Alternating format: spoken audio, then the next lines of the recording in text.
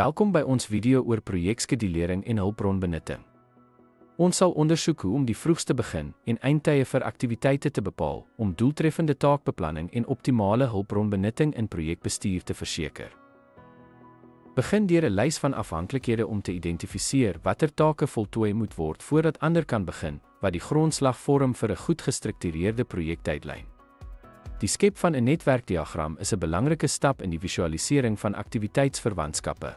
Hierdie hulpmiddel help projekbestuurders om te verstaan hoe take met mekaar verbind is. Om die vroegste begin te bereken en eindtye, begin met die eerste aktiwiteit. Stel die begintyd as die projek se begindatum of 0 en tel dan die aktiwiteit se duur by om die vroegste einde te bepaal.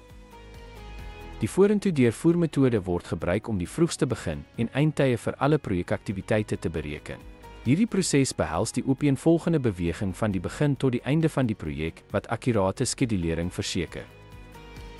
Gereelde opdaterings en hersienings is noodsaaklik in projekskedulering. Pas die vroegste begin en eindtye aan soos veranderinge plaasvind. Dit is belangrik om te weet dat die vroegste begin en eindtye vir alle aktiwiteite konsekwent verifieer word. Dit is van kritieke belang dat alle aktiwiteite se S en F ooreenstem met die projek se algehele skedule. Ten slotte, die bepaling van die vroegste begin en eindtye is die sleutel tot effektiewe projekskedulering.